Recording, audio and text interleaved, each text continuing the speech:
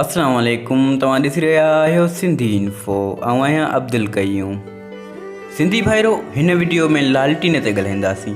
Solar जूं लाइटूं हलाइण वारा लालटीन जी अहमियत खां बेख़बर आहिनि। पंहिंजे घर जी दीवार ते टंगियल लालटीन खे ॾिसी दिलि में ख़्यालु आयुमि त छो न इन ते बि वीडियो बणाइजे।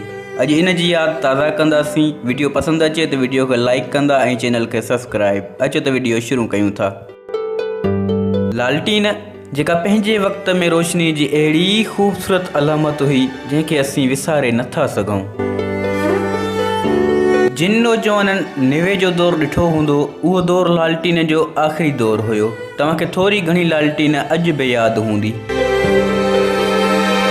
लालटीन जो दौरु रोशनी जे एतबार सां मुश्किल ज़रूरु हुयो, पर पंहिंजे हिसाब सां तमामु ख़ूबसूरत बि हुयो। जॾहिं घर जूं वॾियूं मग़रिब खां बाद लालटीन जे शीशे खे चुल्ह जी फुलियार सां साफ़ करे घासलेट जी लप विझी ॿारींदियूं हुयूं ऐं कुंवारियूं आङिरियूं वट जी फिरणीअ ते पयूं फिरंदियूं हुयूं, तॾहिं कंदील जी वट पंहिंजो घाट ऊचो करे सॼे घर खे रोशन कंदी हुई। सिंधी भाइरो, ॾीओ बि उन दौर में लालटीन सां दोस्ती निभायूं आयो, पर ॾीओ वीचारो हवाउनि ऐं बारिशुनि जी सट न सही सघंदो हो। तंहिं ते उन दौर जो ॾीओ लालटीन खे हिन रीति मेहणा पियो ॾिए। तूं त आहीं लालटीन, तूं हवाउनि जी दुश्मनी खां दूर आहीं। ज़िंदगी जो शोर छा आहे, हालतनि जो ज़ोर छा आहे, तूं इन्हीअ खां बेख़बर। बंदि कमरे में ॿरी टेबल मथां घुर्ज सारो घासलेट, बंदि शीशे जो फ्रेम, तंहिं अंदरि महफ़ूज़ शोले सां जीअं तूं वॾे कल्याण सां। जीअं किले मंझि राजा, तूं बराबरि तीअं आहीं। दोस्तों, लालटीन वनवाह में वेठल उन दौर जी कुंवार जी हिकु बहितरीन सहेली हुई।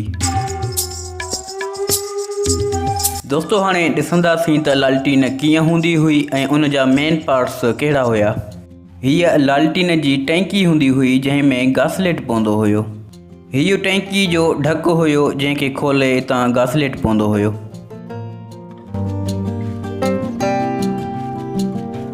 हीअ लालटीन जो शीशो हुयो जेको लालटीन जी बाहि खे हवाउनि ऐं बारिशुनि खां महफ़ूज़ कंदो हो। हिन शीशे खे वॾड़ियूं मग़रिब जी अज़ान खां बाद चुल्ह जी फुलियार सां साफ़ कंदियूं हुयूं। हीअ लालटीन जो लाकर हुयो जंहिंखे हेठि कंदासीं त शीशे जो फ्रेम मथे थी वेंदो, पोइ हेठां वट खे बाहि ॾिबी हुई। दोस्तों, न ई हिन वक़्तु असां वटि घासलेट आहे न ई वट आहे, न त बाहि बि तव्हांखे ॿारे ॾेखारियूं हा। दोस्तों, सोलर जूं लाइटूं हलाइण वारा लालटीन जी अहमियत छा ॼाणनि। यकीनन 2000 खां अॻु वारे दौर जी लालटीन हिकु ख़ूबसूरत यादि आहे जंहिंखे विसारे नथो सघिजे। दोस्तों, वीडियो पसंदि आई त वीडियो खे लाइक कंदा ऐं चैनल खे सब्सक्राइब। मिलंदासीं अगली वीडियो में। अल्लाह हाफ़िज़।